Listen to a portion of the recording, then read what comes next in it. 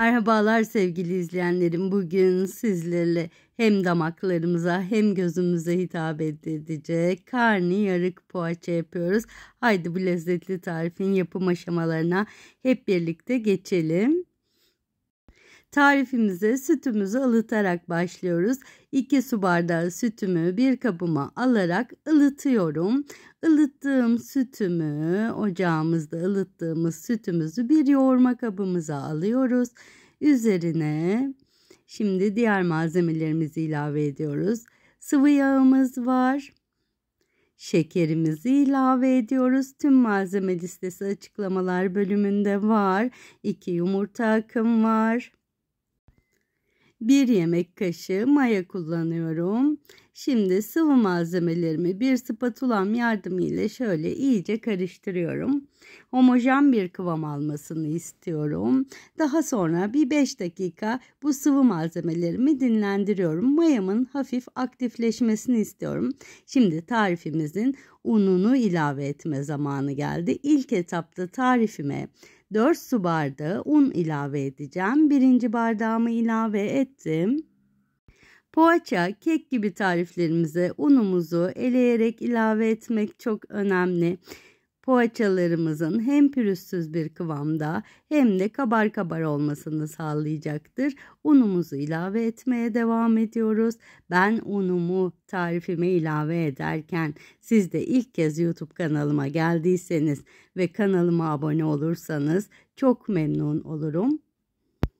Şimdi tarifimin tuzunu da ilave ediyorum ve bir spatulam ile şöyle unum ile sıvı malzemelerimi karıştırıyorum ki birazcık daha una ihtiyacım var mı diye kontrol ediyorum. Benim tarifimde birazcık daha bence una ihtiyaç var. Yoğura yoğura yavaş yavaş ununu ilave edeceğiz. Şimdi tarifime 1 su bardağı un daha ilave ediyorum. Toplamda şimdiye kadar 5 su bardağı un kullanmış olduk. Şimdi tarifimi artık elimle yoğurma işlemine geçiyorum. Şöyle elim ile hamurumu yoğurmaya başlıyorum ama hala hamurumun birazcık daha cıvık olduğunu düşünüyorum. Ve üzerine yarım su bardağı daha un ilave ediyorum.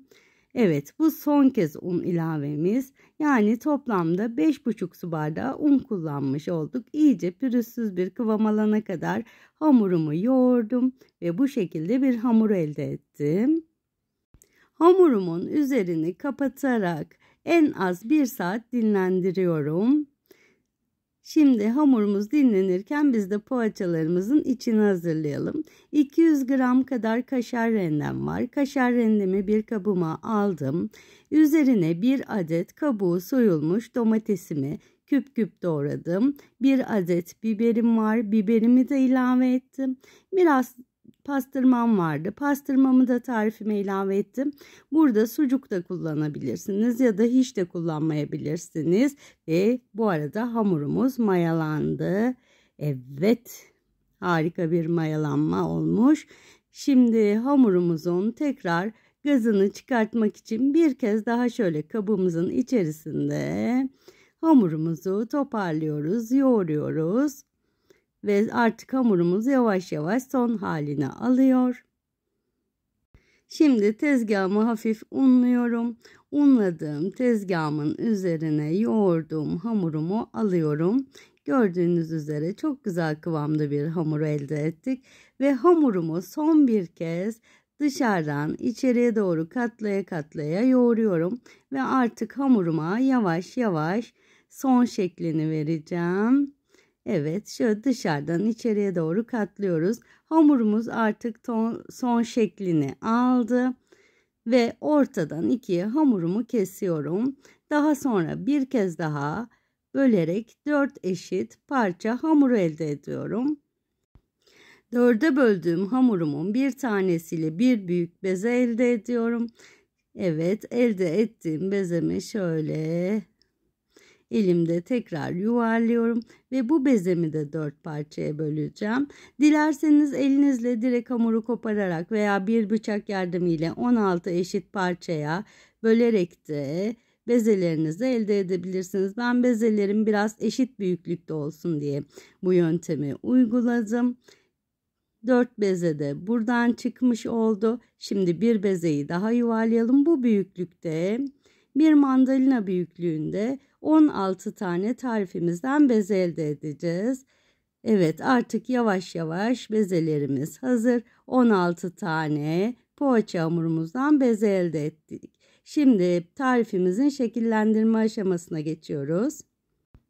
Avuç içerisinde hamurumu yuvarladıktan sonra elim yardımıyla açıyorum. Şöyle bir yuvarlak elde ediyorum. Açtığım hamurumun ortasına hazırladığımız içi koyuyoruz. İçimizi koyduktan sonra hamurumuzu kenarlarından katlayarak, videoda gördüğünüz gibi kenarlarından kapatarak poğaçamızı elde ediyoruz. Şimdi videoda gördüğünüz şekilde, evet, bu şekilde poğaçalar elde ediyoruz. Şimdi elde ettiğimiz poğaçamızın ortasına bir bıçağımız yardımıyla kesiyoruz. Yani karnıyarık poğaçamızın karnını yarıyoruz.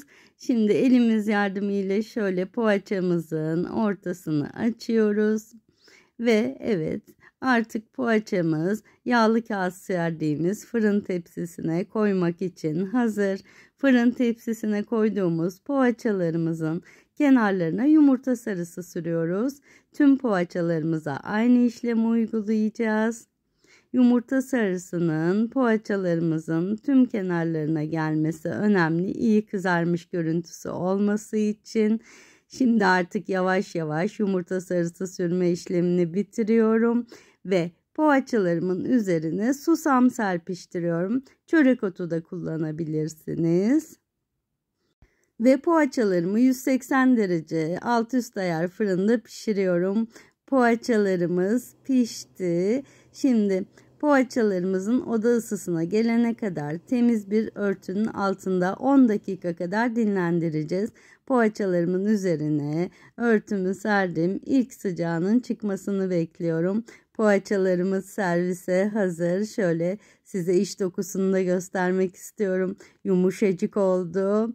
Ve evet, tadım zamanı. Yapan, deneyen herkese afiyet olsun.